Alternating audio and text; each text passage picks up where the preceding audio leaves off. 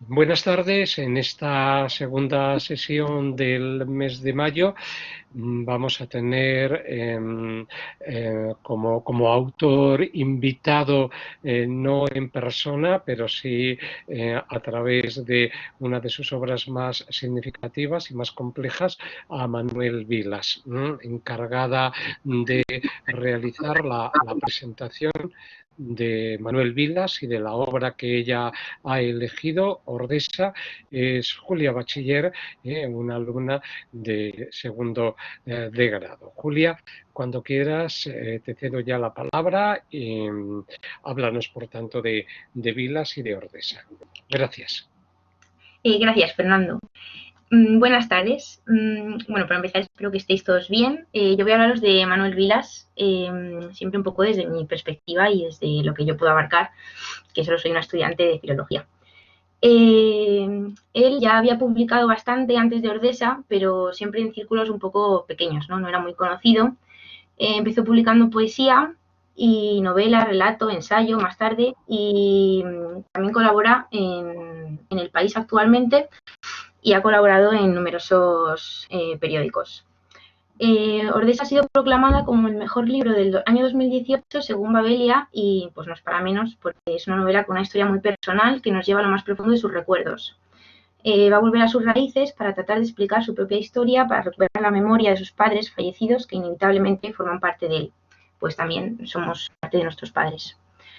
Eh, perdón. Vale. He elegido esta foto porque tiene una mirada muy profunda, ¿no? Creo que se refleja perfectamente, ¿no? El Manuel Vilas que vamos a ver en esta novela, y su mirada, la verdad, que nos dice mucho. Jolín, de verdad, otra vez, qué mal, perdón. Bueno, un poco de sus datos biográficos. Nació en Barbastro, es aragonés, en 1962. Ha estudiado filología hispánica, como nosotros, él en la Universidad de Zaragoza. Y durante 23 años fue profesor de instituto. Y como ya he dicho antes, comenzó publicando poesía. En 1982, cuando publica El Sauce. También ha publicado numerosos más libros, tanto de novela, poesía, relato, ensayo y, como ya he dicho, esto. Bueno, para empezar, continuando con esta especie de, voy a hablar de como una especie de justificación de por qué escribe este libro, qué es lo que le motiva a escribirlo, ¿no? Para ello he recuperado este fragmento de la página 11 y dice: me hice un escáner cerebral, visité a un neurólogo, era un hombre corpulento, calvo, con las uñas cuidadas, con corbata debajo de la bata blanca. Me hizo pruebas, me dijo que no había nada raro en mi cabeza, que estaba todo bien, y comencé a escribir este libro. Pensé que el estado de mi alma era un vago recuerdo de algo que ocurrió en un lugar del norte de España llamado Ordesa, un lugar lleno de montañas, y era un recuerdo amarillo. El color amarillo invadía el nombre de Ordesa, y tras Ordesa se dibujaba la figura de mi padre en un verano de 1969. Un estado mental que es un lugar, Ordesa, y también un color, el amarillo. Todo se volvió amarillo. Que las cosas y los seres humanos se vuelvan amarillos significa que han alcanzado la inconsistencia o el rencor. El dolor es amarillo, eso quiero decir. Escribo estas palabras el 9 de mayo del año 2015, hace 70 años. Alemania firmaba su rendición incondicional. En un par de días las fotos de Hitler serían sustituidas por las fotos de Stalin. La historia es también un cuerpo con remordimientos. Tengo 52 años y soy la historia de mí mismo. Bueno, como vemos, tiene un poco de frustración, ¿no? O de obsesión con el color amarillo. De hecho, en una entrevista dice que todo el libro es amarillo, el color de la memoria, de los recuerdos, de las cosas perdidas, del desgarro emocional, de la locura. La enfermedad es amarillo. Y el color de la mala suerte en la tauromaquia. El amarillo es color de la mala suerte. Los toros odian el amarillo. Sin embargo, la palabra amarillo en español me parece muy bonita como suena. Me parece que es el color que mejor suena. Va a navegar, ¿no? Como en esos recuerdos que tiene de cuando era pequeño, ¿no? Para viajar un poco a ese origen, a esas raíces de su existencia. Y también donde fue feliz en su infancia. Ordesa, como os muestro aquí en esta foto, es este lugar que le recuerda a su infancia. Es un lugar precioso, desde luego. Y la portada, ¿no? Llevado a esa obsesión que tiene con el amarillo, es completamente amarilla.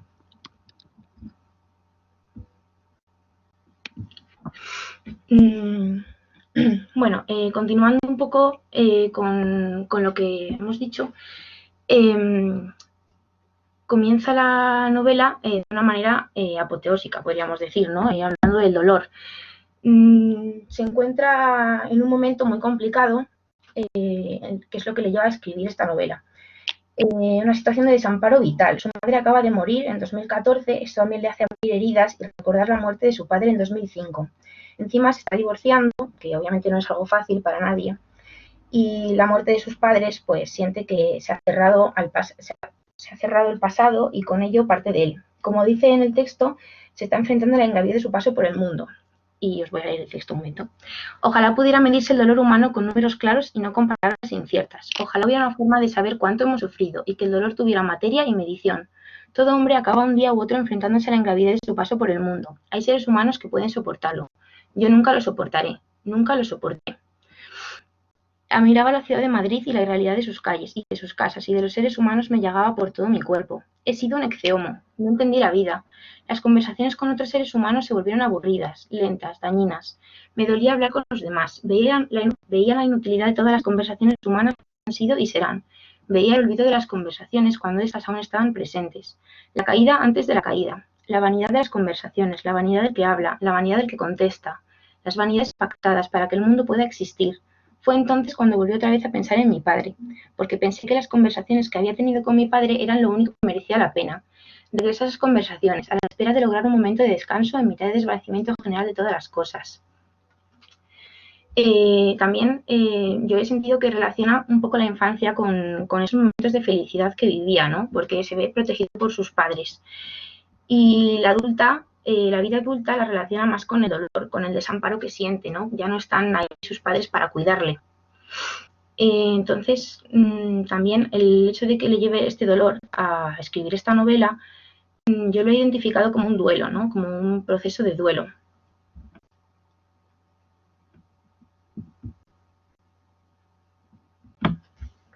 Bueno, la novela está formada por 157 capítulos de carácter muy breve.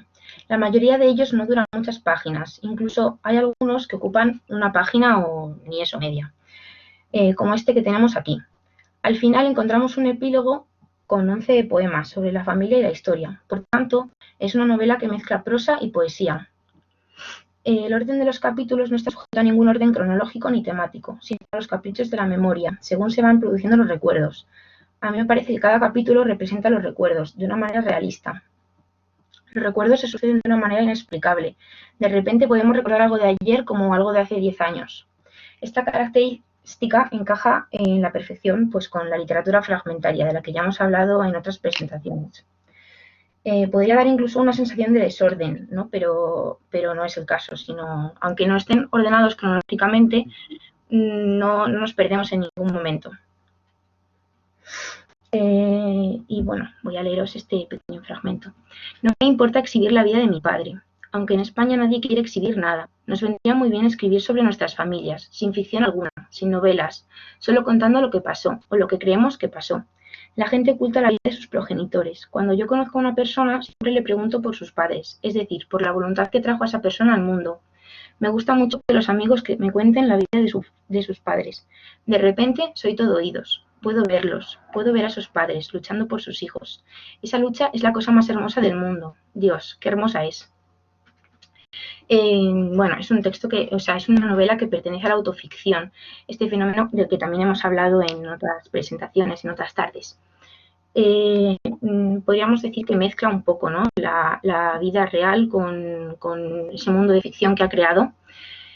Un narrador homodiegético, encontramos un narrador homodiegético que va buceando entre los recuerdos que mezcla con el presente. Bueno, va a utilizar la comparación a lo largo de toda la novela. En este caso, para relacionar la vida que conoce gracias a sus padres con la vida que conocemos gracias a la lengua. Estos textos desprenden lirismo y hablan de sentimientos que realmente siente, ¿no? que están en lo más profundo de él. Como en este texto que dice: mi madre bautizó el mundo, lo que no fue nombrado por mi madre me resulta amenazador. Mi padre creó el mundo, lo que no fue sancionado por mi padre me resulta inseguro y vacío. Como no oiré sus voces nunca más, a veces me niego a entender el español, como si con sus muertes la lengua española hubiera sucumbido y ahora solo fuese una lengua muerta, como el latín. No entiendo el español de nadie porque el español de mis padres ya no se oye en el mundo. Es una forma de luto. Bueno, me parece una comparación muy buena, ¿no? Entre lo que es la vida, entre lo que es la relación que él tiene con la vida y cómo sus padres le presentan el mundo y cómo la lengua también nos enseña el mundo, ¿no? El mundo que conocemos. De hecho, sin lengua no conoceríamos el mundo y sin nuestros padres, pues tampoco.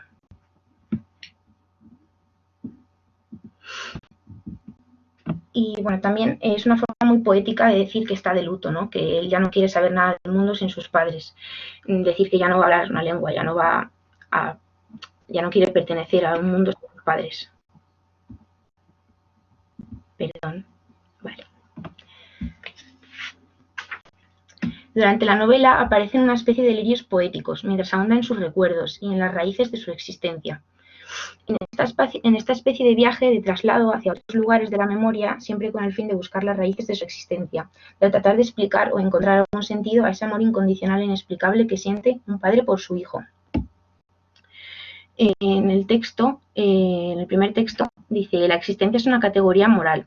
Existir nos obliga a hacer cosas, lo que sea. Si de algo me he dado cuenta en la vida es de que todos los hombres y las mujeres somos una sola existencia. Esa sola existencia algún día tendrá una representación política y ese día daremos un paso adelante. Yo no lo veré. Hay tantas cosas que no veré y que estoy viendo ahora mismo. Siempre vi cosas, siempre me hablaron los muertos. Vi tantas cosas que el futuro acabó hablando conmigo, como si fuésemos vecinos o incluso amigos. Estoy hablando de esos seres, de los fantasmas, de los muertos de mis padres muertos, del amor que les tuve, de que no se marcha ese amor. Nadie sabe qué es el amor. Otro ejemplo de estos delirios poéticos que sufre y que ocurren cuando mezclamos pasado y presente, como en el siguiente texto. Estoy en el cuarto de baño, cepillándome los dientes, y siento detrás a un ser que está siguiendo mis pasos. Son los restos de mi padre y de mi madre muertos. Se agarran a mi soledad, se incrustan en mi pelo. Sus minúsculas moléculas fantasmales siguen el paseo de mis manos y de mis pies por el cuarto de baño. Sostienen a mi lado el cepillo de dientes. Miran cómo me cepillo los dientes. Leen la marca de la pasta dentífrica. Observan la toalla. Tocan mi imagen en el espejo. Cuando entro en la cama, se ponen a mi lado. Cuando apago la luz, oigo sus murmullos. Y no siempre son ellos. Pueden venir con fantasmas enfermos, con fantasmas sucios, horribles, enfurecidos, malignos o benignos. Da igual. El hecho de ser fantasma supera el mal y el bien. Fantasmas de la historia de España, que también es un fantasma. Me acarician el pelo mientras duermo. Bueno, sumado a esta transposición de su vida para ahondar en la memoria de sus padres y en las raíces de su existencia, también encontramos esta crítica, tanto social como política. Durante toda la novela vamos a encontrar un reflejo de la historia que le ha tocado vivir a él y tanto la historia que le ha tocado vivir a sus padres. En esto dice: produce fascinación la monarquía, fascinación que no excluye la reprobación. Allí estaban Felipe VI y su esposa doña Leticia, reyes de España sin que nadie se lo haya pedido, aunque ambos saben que no es necesaria esa petición en tanto en cuanto la historia es una sucesión de maniobras políticas aterradoras, y más vale no penetrar en ese abismo, porque ellos, Felipe y Leticia, son una solución solvente y sólida en la medida en que todo aquello que podría sustituirlos es incierto, inseguro y muy susceptible de acabar en devastación, muerte y miseria. Saben que el servicio que le prestan a España es objetivo o mensurable. Se puede contar y medir, es dinero. Consiguen acuerdos internacionales, que otros estados o empresas invierten en España. Gracias a ellos, sí, es cierto, inspiran confianza para los inversores internacionales. La confianza es dinero y gente saliendo del paro. Aún así, la gente se acaba organizando, de modo que hay que estar alerta. Por eso hay en el rostro de Felipe VI una hoja de sombra, y por eso hay en su mujer un murmullo de látigos. Tienen que tener cuidado. Ella está fabricando ese espacio moral que podría calificarse como templo político donde ocurre lo irreprochable. Bueno, pues es totalmente sincero, ¿no? Dice su opinión tal como la piensa. No se corta en decir esto es así o esto lo veo así. Por otro lado, también como escritor refleja perfectamente los detalles que no cualquiera puede ver, como en este otro texto, que dice: el escritor galardonado, un anciano ausente, un hombre desdibujado, un ser de otro tiempo, pasea del brazo de la reina. Ella, debido a sus torturadores tacones, emerge 2 palmos por encima de la cabeza casi calva de Juan Goytisolo. El hombre de la corbata de triste anudado cavila sobre la exhibición pública de la tortura a la que la reina somete a sus pies metiéndolos en esos tacones de palmo. Estiramientos y distorsión de huesos, dolores articulares, artritis, deformación, colapso óseo. Y cavila sobre cuáles pueden los pensamientos del escritor galardonado. Se le nota cierta incomodidad, cierta aspereza. Tal vez pocos de los presentes lo han leído. ¡Ay, se me iba la batería! Perdón un momento. Bueno, espera, ya termino. Tal vez pocos de los presentes lo han leído. Ya está. Espera un momento, por favor, que voy a poner la batería. Bueno, como iba diciendo, refleja cosas que no todo el mundo ve, ¿no? Detalles, como que la reina esté sufriendo dolorosamente sobre esos tacones, ¿no? Que lleva pues porque tiene que llevar, ¿no? Porque por normas sociales. Y en una entrevista: los escritores tenemos la obligación de ver cosas que todo el mundo ve, pero en las que no repara. Bueno, aparte de la crítica social e histórica, también hay hueco para la crítica al sistema educativo, más en concreto a ciertos profesores con los que se ha tropezado y que desde luego existen. En este texto, en el primero, dice: es lo único que debe el profesor, enseñar a sus alumnos a amar la vida y a entender la vida desde la inteligencia, desde una festiva inteligencia. Debe enseñarles el significado de las palabras, pero no la historia de las palabras vacías, sino lo que significan, para que aprendan a usar las palabras como si fuesen balas, las balas de un pistolero legendario. Balas enamoradas. Pero yo no veía hacer eso. Están mucho más alienados los profesores que sus alumnos. Oía insultar a los alumnos en las juntas de evaluación, castigos por cómo eran, suspenderlos en sádicos ejercicios de poder. El sadismo de la enseñanza. Los alumnos son chicos jóvenes, están nuevos. Los profesores españoles se rasgan las vestiduras porque sus alumnos no saben tal o cual cosa. No saben cómo resolver integrales o cuál es la fórmula del anhídrido carbónico y cosas así. No se dan cuenta de que lo que a ellos les parece importante no es más que una convención, una construcción cultural, un acuerdo colectivo que a sus alumnos simplemente no les interesa. Los chicos no están alienados bajo esas grises convenciones. Esas convenciones como las vería un extraterrestre. Nadie censuraría a un extraterrestre por no conocer nuestros tópicos y nuestras supersticiones sobre la historia, la ciencia y el arte. Ellos son de otro mundo. Los chicos de 15 años ya son de otro sitio. De ellos aprendí un sentido de la libertad. Bueno, él estuvo trabajando durante 23 años en un instituto público, ¿no? Y se encargaba completamente de alumnos que pues pasan un poco de estudiar y no hacen mucho caso. Y los miraba un poco como con admiración, ¿no? Como quien mira, sí, como dice, ¿no? De ellos aprendí un sentido de la libertad.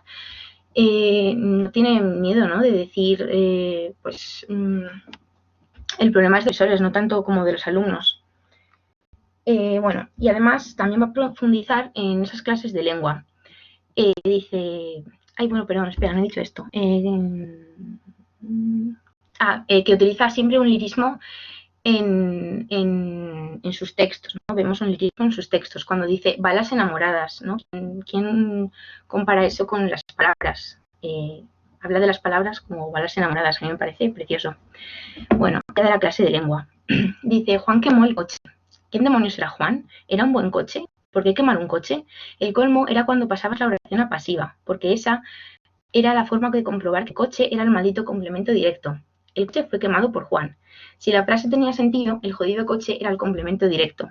Nos quedábamos pensando, mis alumnos y yo, ¿de quién sería el coche que Juan había quemado? Yo pensaba en mi coche, en que si Juan quemaba mi coche, yo mataba a Juan. El complemento directo representaba el proletariado de la sintaxis. Tenía que cargar con todo, tenía que cargar con la acción del verbo. Muchas veces yo mismo he sido un complemento directo, siempre cargando con el verbo, con la tiranía del verbo, que es la violencia de la historia. Bueno, termina el capítulo profundizando en esas clases de lengua, ¿no? De una manera existencial, yo diría. Saliendo por completo de la norma, ¿no? De lo que tiene que hacer en una clase, que es simplemente analizar sintácticamente la frase. Y además se compara, ¿no? Compara entre el complemento directo y el proletariado. Se compara el directo con su situación ante la vida, ¿no? Ante la historia que le toca vivir. Bueno, También realiza críticas al capitalismo, como vamos a ver en este fragmento. Me llamaron al teléfono móvil a las 3 de la madrugada. Era el forense. Me dijo que no había declarado el marcapasos de mi padre, como si yo tuviera que declarar semejante cosa. Menudo hijo de puta me estaba llamando. Parecía el registrador de los muertos. No sabía que hubiera registrador de los muertos. Creía que solo existían los registradores de la propiedad. Que con marcapasos no podía haber incineración, digo irritado.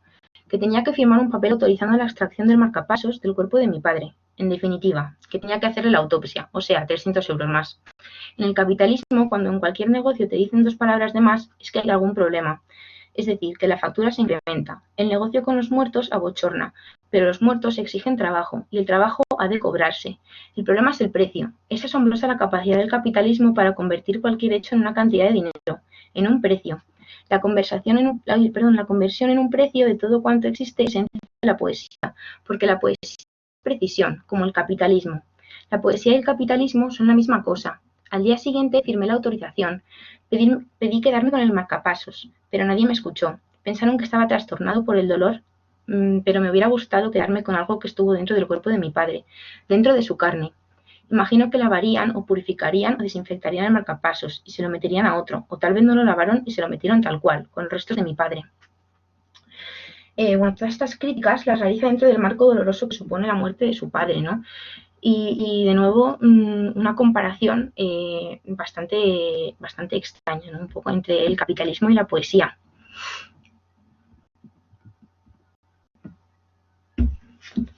Bueno.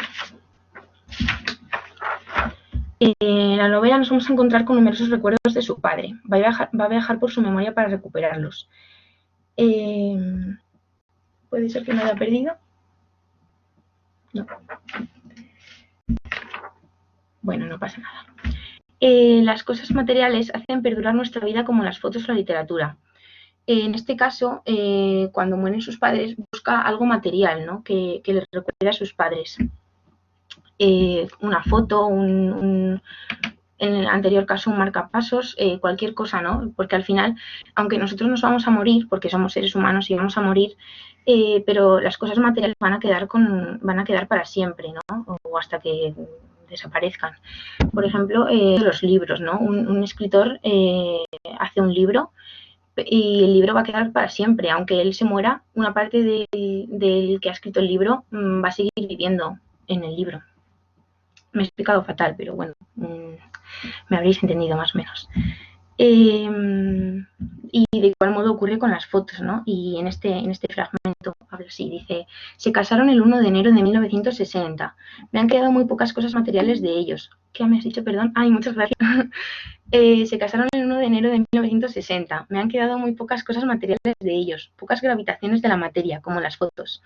Fotos poquísimas. Uno de los dos se encargó de borrar cualquier huella, cualquier alcance futuro de sus vidas, tal vez no de forma premeditada. Ninguno de los dos pensó en mi futuro, en el que yo estoy ahora recordándolos, en donde estoy solo. Me encontré esta foto. Y es una foto muy bonita, ¿no? De su familia, bueno, de sus padres, de jóvenes. Y también habla durante la novela de que sus padres nunca pensaron en ser eternos, en perdurar, sino simplemente en vivir el momento y en hacer felices a sus hijos y en ser felices ellos. Quizás es cierto, ¿no? Cuando uno guarda las cosas tanto, a lo mejor es porque pretendemos estar para siempre, ¿no? Y no es así. Perdón. Bueno. En la novela nos vamos a encontrar con numerosos recuerdos de su padre. En este caso, se transporta un recuerdo de cuando estudiaba en Zaragoza y su padre, que era comerciante de telas, viajaba a la ciudad y lo visitaba. Bueno, voy a leerlo. A principios de los años 80, el primero, mi padre venía de vez en cuando a Zaragoza, por razones de trabajo. Quedábamos a comer, venía con algunos amigos suyos, y en aquellas comidas yo me sentía como un extraterrestre. No sabía qué decir.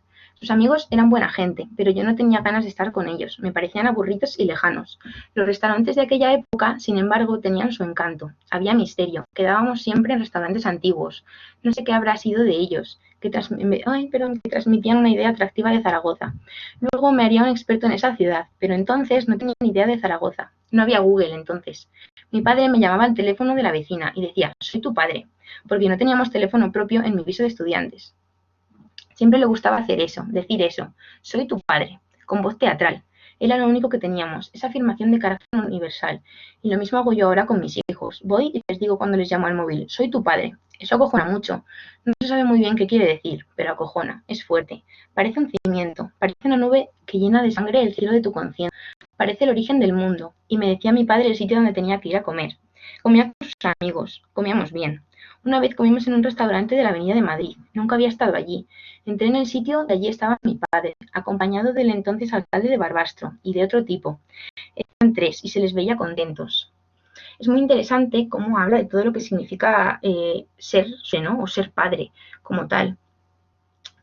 También cómo muestra esta intención de comunicar o transmitir esto que ha ido descubriendo, ¿no? Las vivencias que lo forjaron a él a sus propios hijos, que pues pasan de él, ¿no? Como él hizo con sus padres. Bueno, parece el origen del mundo, dice, y es una explicación un poco real, ¿no? De su existencia y por lo tanto también a la vez de la de sus hijos, ¿no? Soy su padre y parecía el origen del mundo. Bueno, en el siguiente fragmento, ya del capítulo, dice, mi padre nunca me dijo que me quería, mi madre tampoco, y veo hermosura en eso, siempre la vi. En tanto en cuanto me tuve que inventar que mis padres me querían.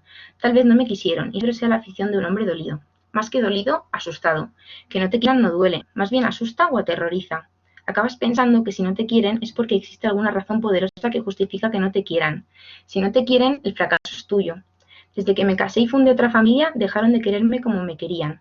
Y cada vez me quisieron menos. Ya no luchábamos por la vida en el mismo bando. Este salto de una familia donde ocupa el puesto de hijo a otra donde ocupa el de padre y se convierte en todo aquello que fueron sus padres, ¿no?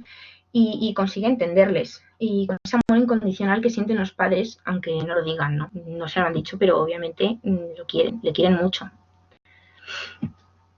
Bueno, en este texto saca un lado infantil, sobre todo al principio. Se ha trasladado en su infancia para recuperar a su padre y enseñarle el presente, ¿no? Que es un desastre, y reconocerse a sí mismo en su padre. Dice, he salido adelante como he podido, papi, que siempre estás a mi lado. Contempla esta inmensa ruina de casa en la que vivo. Contempla mi apartamento de la avenida de Ranillas. Los papeles se amontonan, el polvo invade las mesas, hay un olor raro en la ropa, los suelos están sucios, la mesa de la cocina sin recoger, la cama sin hacer y por tanto sin deshacer. Y la otra cama, la destinada a mis hijos, que nunca vienen a dormir, yo tampoco iría. Está llena de ropa revuelta y de papeles, la ropa revuelta y su olor a acre, el polvo entrando en la ropa siempre sucia, aunque esté limpia. Yo tampoco encuentro ningún papel y recuerdo tus ataques de desesperación, golpeando tu frente contra las paredes, acusando a mi madre de tirarte los duplicados y las facturas. Y es que aquí donde quería ir a parar, porque si yo no encuentro mis papeles es porque no sé ordenar nada, y he pensado que a ti se te pasó lo mismo, que en realidad nadie tiraba ningún papel. Eras tú el que los usaba unos debajo de otros por tu incapacidad para despachar el correo y los asuntos. Yo nunca lo sabremos, nunca. Él es un desordenado, ¿no? Pero es porque su padre lo era así. Y como ya hemos mencionado antes, se encuentra en su padre porque allí están las raíces de su existencia. Lo siento por decir 50 veces existencia, pero es verdad. Se encuentra a sí mismo en su padre. Se ve reflejado, digamos, tanto de su vida y encuentra el origen de sus hijos también. Bueno, ya hemos mencionado un poco a sus hijos, a los que intentan transmitir estos descubrimientos que ha hecho él navegando en sus recuerdos, sobre la relación con sus padres y el origen de él mismo. Como no lo consigue, porque sus hijos, al igual que él, en su momento, pues no le hacen mucho caso a su padre, vemos aquí que se queja un poco. Bueno, os lo voy a leer. Dice, son buenos chicos, no me hacen demasiado caso, o el mismo caso que yo hice a mis padres.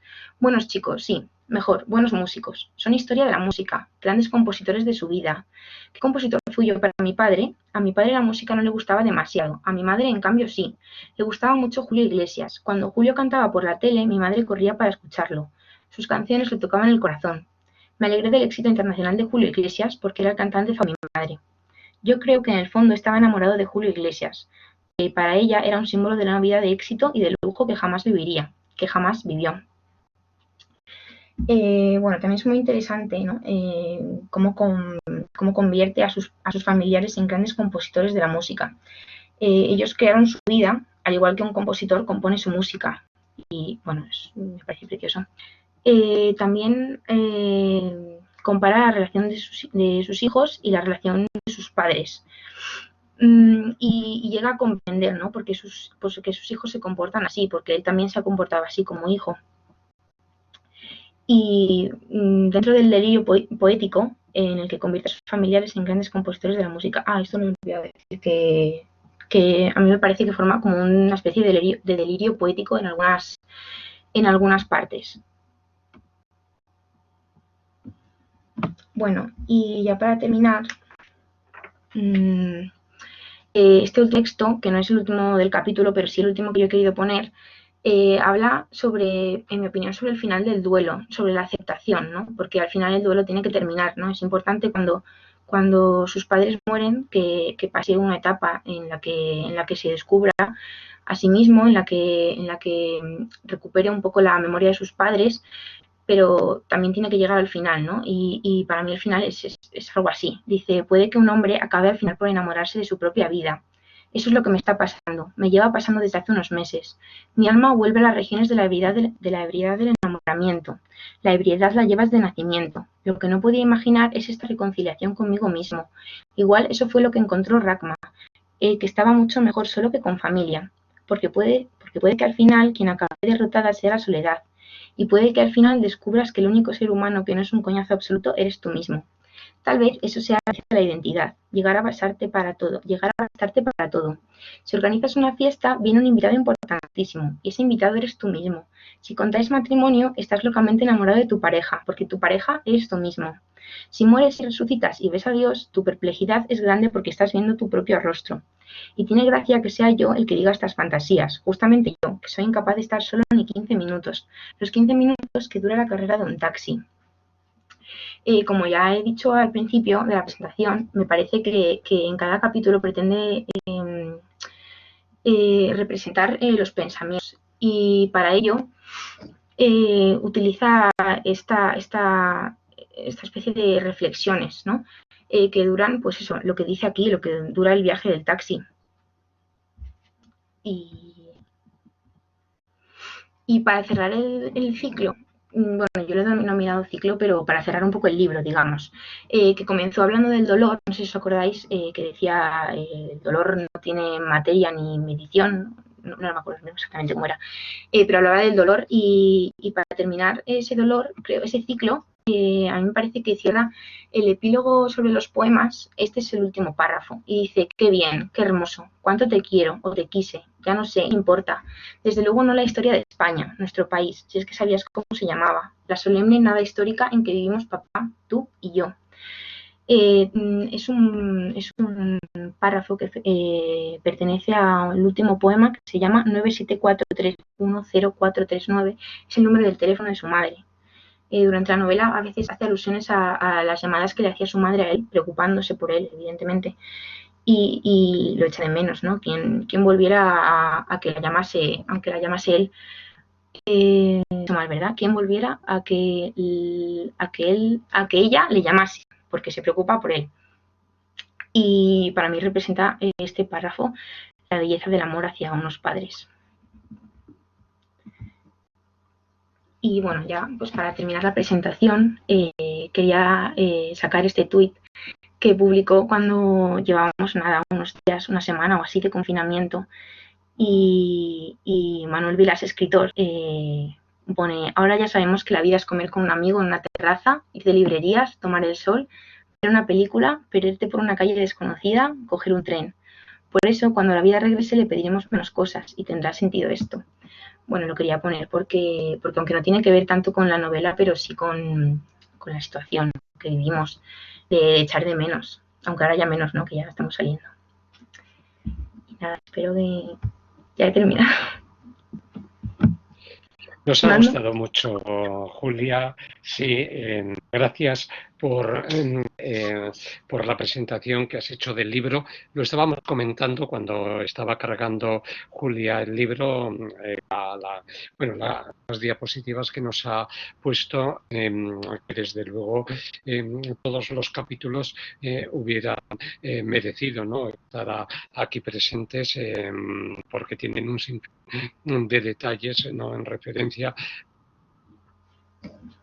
a lo que supone la importancia de la construcción de la conciencia de la familia, ¿no?, y saberse consecuencia, ¿no?, de esa herencia familiar que se recibe y que no depende tanto de lo crematístico o de los bienes materiales que te puedan llegar a dejar como fundamentalmente, pues,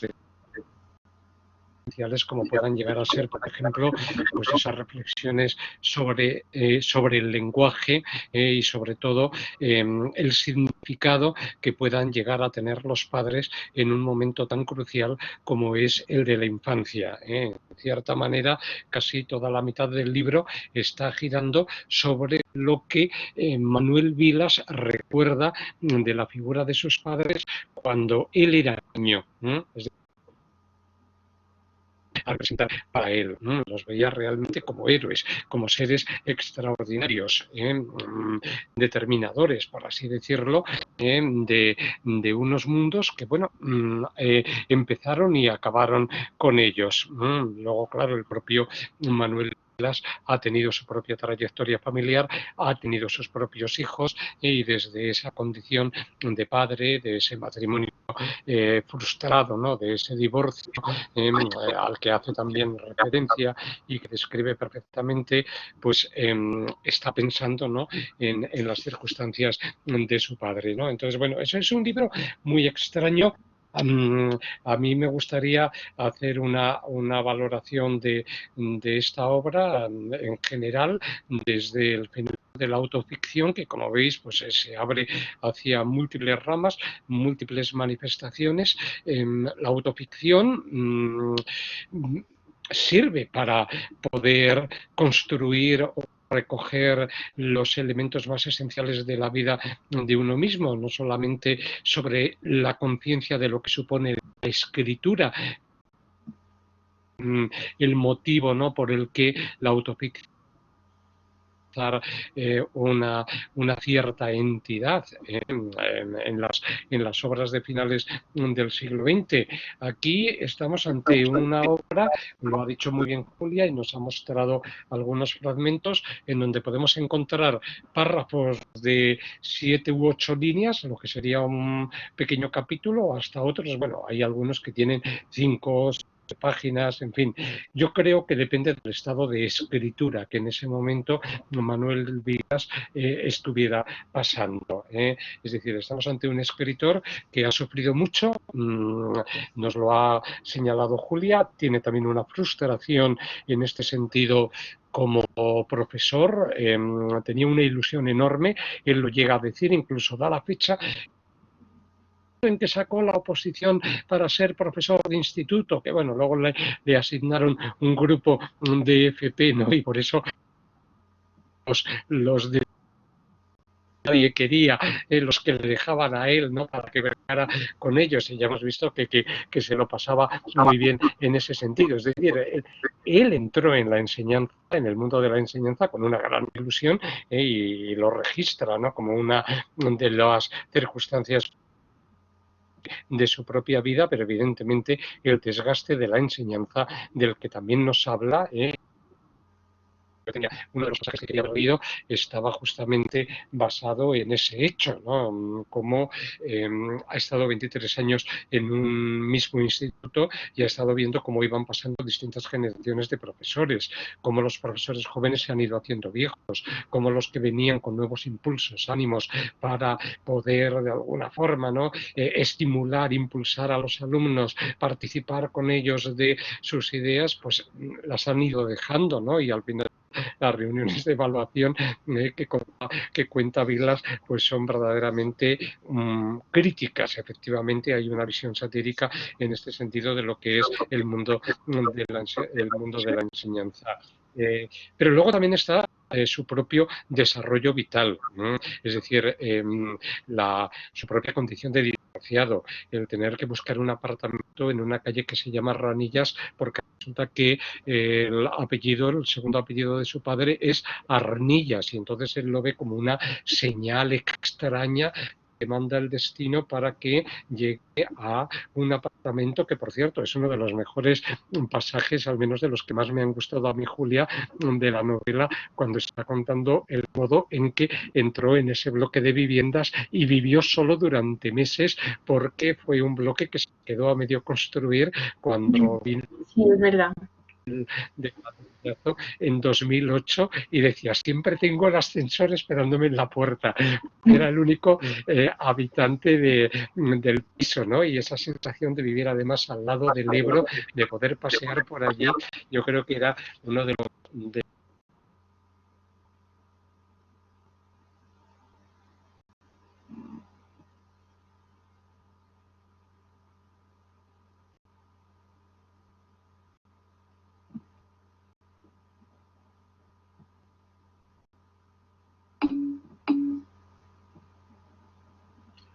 Y yo tampoco lo escucho, no sé si me escucháis a mí.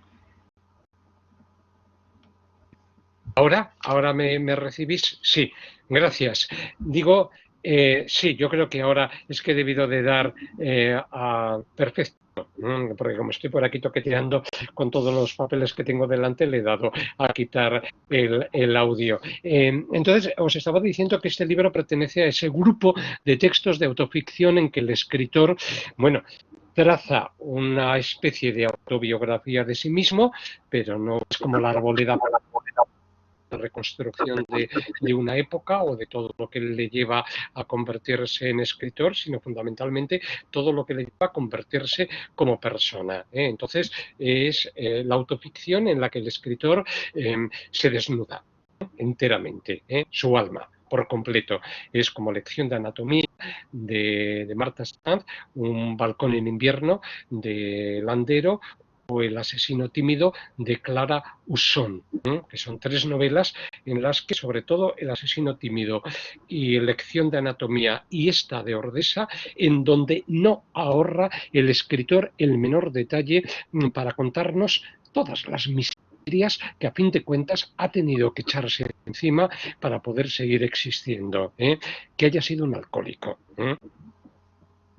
Bueno, rozar anécdotas en las que está contando y que a uno se le desgarra el alma diciendo, pero ¿cómo has podido llegar a esos extremos? Por ejemplo, las infidelidades matrimoniales que le cuestan el matrimonio, ¿no? Entonces él, pues por supuesto, se echa la culpa de todos esos elementos. El modo en que quiere recuperar a sus hijos y que no le hacen absolutamente ningún caso. La relación que quiere mantener con las familias de la madre y del padre, que es algo que Julia ha dejado apuntado, pero que yo quiero complementar porque me parece uno de los rasgos más significativos de la novela. Porque estoy diciendo que es una novela, efectivamente, y sería una novela, y esto para los alumnos de segundo nos vendría muy bien, que pertenecería al tipo de relato iterativo, en donde una voz vuelve a contar varias veces un mismo acontecimiento. Por ejemplo, resulta que este escritor nombres de músicos a todos sus familiares. Julia intuido en la presentación cuando estaba hablando del delirio musical. Por ejemplo, su padre es Juan Sebastián Bach, la madre es Bach, la llama de esta manera, la abuela le llama porque es la patrona de la música. Los hijos son Vivaldi, le llama Baldi, y al otro Brahms, y le llama Bra. Y así absolutamente a todos los que tienen que ver con él.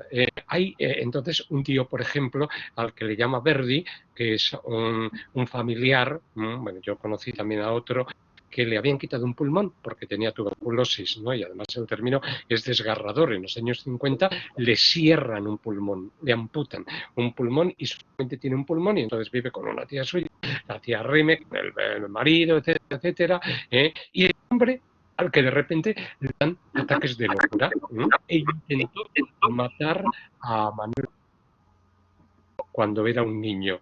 Y eso lo cuenta por lo menos 2 o 3 veces. Es decir, de qué manera y él no se preocupa de decir esto lo he contado, no lo he contado, lo vuelve a contar.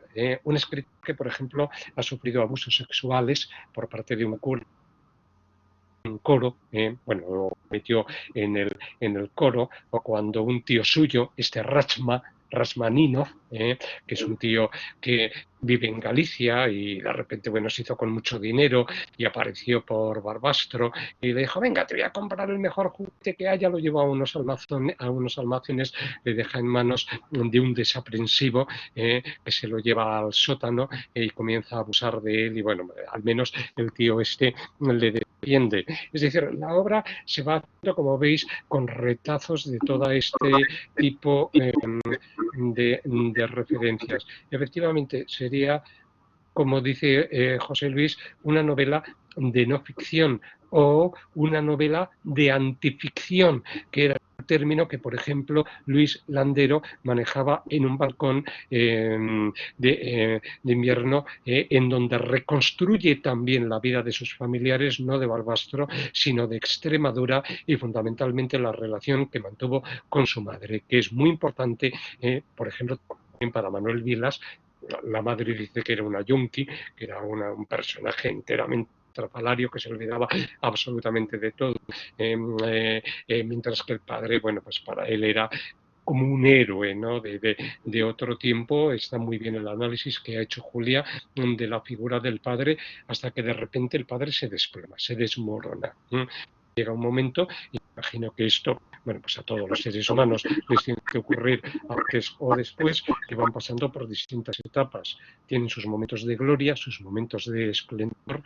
Decía Elia Kazan en una película que a lo mejor habéis visto, Dulce esplendor en la hierba, una película maravillosa que habla de esto mismo, porque es lo que dura la vida, lo que dura el esplendor en la hierba, ¿no? El ver, ¿no? El rocío, esos y esta novela pues nos está efectivamente estableciendo estas mismas referencias.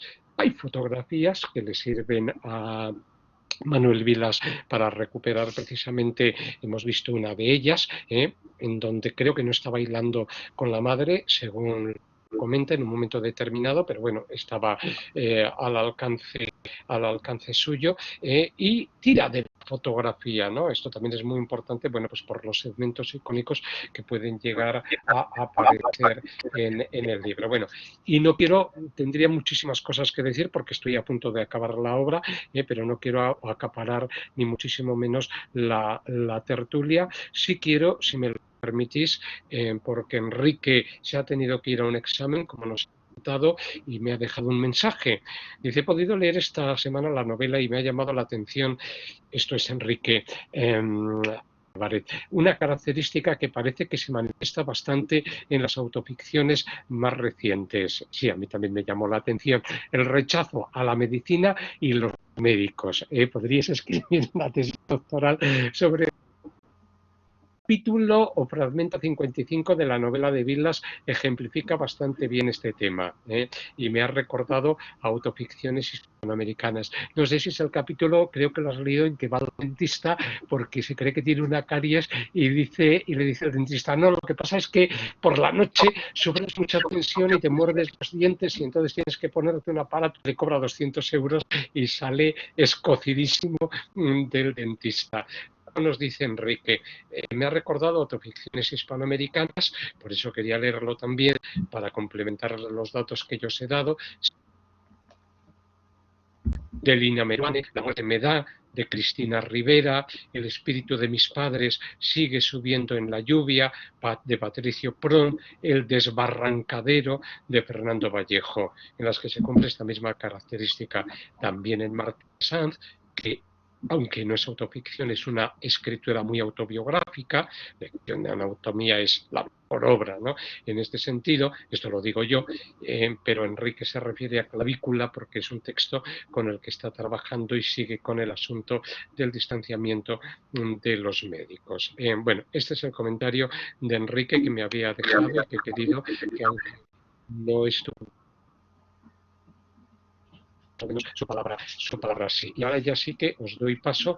Yo luego voy a leer un par de fragmentos que tengo de esta obra. Tenía tres, pero Julia ha puesto, es el de la enseñanza, que a mí me ha contado de algún modo quienes somos profesores y hay muchos que están asomados ahora a estas sesiones que los podrían suscribir todo lo que Manuel Vilas está señalando aquí. Veamos. Clara nos ha dejado un comentario. Dice, ¿y qué hacemos con el olvido que seremos?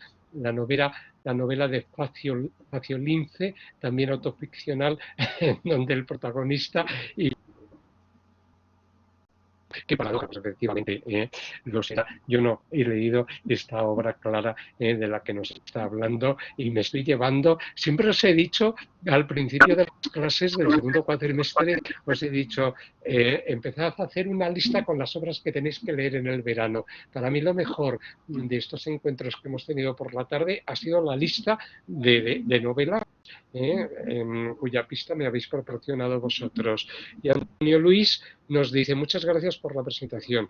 Me lo intenté leer hace justo un año, pero lo dejé porque me resultó algo repetitivo, iterativo, diríamos. Y a veces un poco también, Antonio Luis, esto que estás diciendo, pero se le acaba perdonando porque hay recuerdos que va enlazando con mucha ternura. Y entonces, efectivamente, la vanidad acaba cediendo paso a la ternura. Y sobre todo al hecho de que nos estamos enfrentando a un ser enteramente abandonado. Cuando estuvimos comentando 6 formas de morir en Texas, por ejemplo, que yo la leí también gracias a ti, estuvimos hablando del abandono y del desamparo. Y si hay un autor desamparado, este es precisamente Manuel Vilas.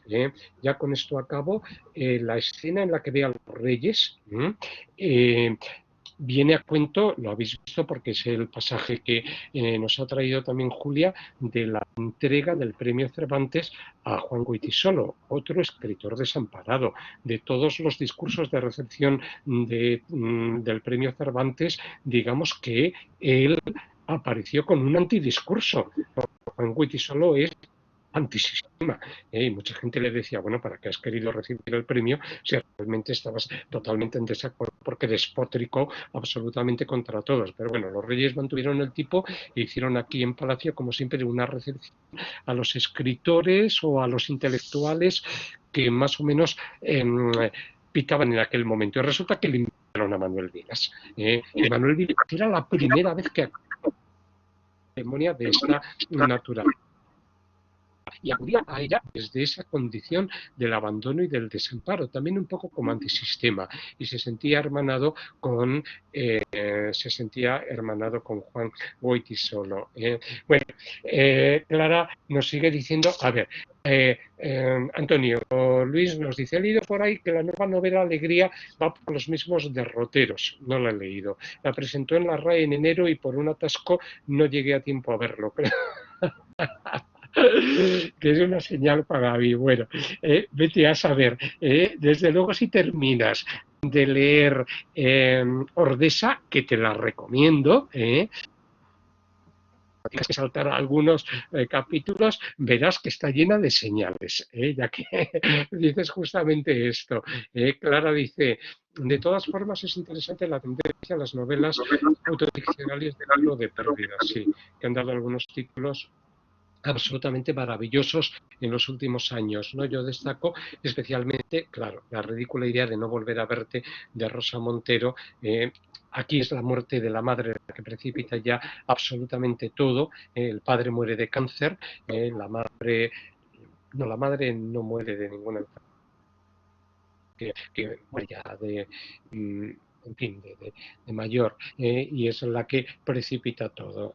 María dice, me ha parecido una presentación maravillosa, Julia, me pareció muy iterativo, pero creo que es un recurso utilizado a posta. Al fin y al cabo, claro, está dándole vueltas siempre a los temas que le obsesionan, naturalmente, claro. Habla de su piso, de la infancia, de los abusos que sufrió, de los paseos, del poco caso que le hacen los hijos, que él ve como un castigo, del poco caso que ha hecho a sus padres, y de alguna manera yo creo que es la novela que les quiere entregar a los dos hijos, a Baldi y en este sentido. Julia, que he hablado demasiado, perdóname. ¿Quieres añadir algo a lo que he ido diciendo y a los comentarios de los amigos que No, aparecen en está estas bien. tardes? No, está bien, muchas gracias. Hablas mejor que yo, desde luego. No, no sé, dar las gracias, sí, a Antonio Luis, que ha dicho que no le gustaba porque la leyó hace un año y, bueno, es verdad, yo también la leí hace un año y es cierto que la primera lectura no, es cierto que no me convenció tanto como ahora la que he hecho ahora, ¿no? Ha sido diferente, también en parte quizá porque antes no tenía los conocimientos que a lo mejor tengo ahora, ¿no? De la carrera y tal. Y bueno, no sé, al resto pues muchas gracias también, pues si os ha gustado me alegro. Bueno, a mí me gusta de la novela, uno pertenece al capítulo 125 y a mí me ha importado desde aquello que nosotros estudiamos y que enseñamos. Dice, cuando es lo más interesante de la literatura. Decir todo cuanto nos ha pasado mientras hemos estado vivos. No contar la vida, sino la verdad. Y yo creo que por eso escribió esta obra. La verdad es un punto de vista que enseguida brilla por sí solo. La mayoría de la gente vive y muere sin haber presenciado la verdad. Lo cómico de la condición humana es que no necesita la verdad. Es un adorno la verdad, un adorno moral. Se puede vivir sin la verdad, pues la verdad es una de las formas más prestigiosas de la vanidad. Aparece el término que tú estabas utilizando, quizá a la hora de enfrentarse a sí mismo desde el punto de vista de asumir su existencia, ¿no? Con la trama de verdades que la vida le haya podido dejar, ese puñado de verdades que entregar a sus hijos, quizá por eso ese elemento de lo pretencioso. Y luego también lo del color amarillo que a mí pues me ha llamado muchísimo la atención porque era también el color favorito Juan Ramón, y vosotros diréis, ¿y quién? Manuel Vilas lo utiliza, lo ha leído Julia, dice, y nos empeñamos los profesores de literatura en que sepan los alumnos quién era Juan Ramón, ¿no? Y yo digo, mis pobres alumnos que han sufrido muchísimo con Juan Ramón por mi culpa, pero bueno, sé que otros lo han descubierto y eso me compensa. La portada del libro es preciosa, la ha traído Julia, es una hoja de una especie de arce, yo creo, sobre un fondo amarillo. Y nos ha traído esa entrevista y así que yo complemento con un fragmento del capítulo 352. El amarillo es un estado visual del alma, color que habla del pasado, del desvanecimiento de dos familias, de la penuria, que es el espacio moral al que te conduce la pobreza, del mal de no ver a tus hijos, de la caída de España en las miasmas españolas, de las autopistas, de los recuerdos, de las ciudades en que viví, de los hoteles en donde dormí, de todo eso habla el amarillo. Amarillo es una palabra sonora en español. Y esto es muy importante porque también, ¿no?, reflexiona sobre el modo en que nuestros padres nos entregan una lengua, nos entregan una forma de hablar el español, una manera de pronunciarlo, unas palabras que no volveremos a oír nunca y que han sido suyas, de nuestros abuelos, de nuestros padres, ¿no? Él no utiliza el término de lingüisticidad, ¿no?, que me habéis visto utilizar en las clases, pero yo creo que de algún modo está aquí perfectamente marcado, ¿no? Y el nombre es por Ordesa, lógicamente el valle del Pirineo Ostense, también el Monte Perdido, los 3000 y pico de kilómetros de una de las excursiones más fascinantes que pueda llegar a ver. Hicieron una serie de televisión, ¿no? Que yo, pues, con unos paisajes extraordinarios, con ese nombre de Monte Perdido, ¿no? Que es uno de los escenarios de la memoria familiar de Manuel Vilas. Una memoria que está sobre todo formada por anécdotas minúsculas. El padre les montó en un coche y los llevó a Ordesa a visitar el valle y sufrió un pinchazo. Y entonces se lo recuerda a su padre como un héroe, sacando la rueda, intentando silbar para que no se notara la frustración que sentía, transmitirles la alegría de ese día de excursión que quería tener con su familia. Bueno, es un detalle, ¿no?, que puede un poco pues explicar el título de la obra, aunque lógicamente pues Barbastro, Huesca, en fin, todos esos pueblos quedan ahí establecidos, ¿vale?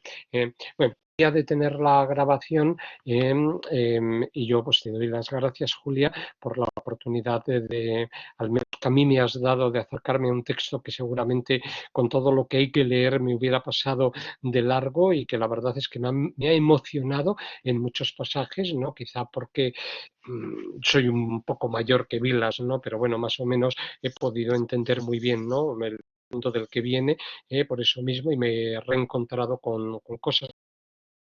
He sido profesor en instituto y también me he podido reencontrar como profesor y me he podido reencontrar en los queridos alumnos de los institutos.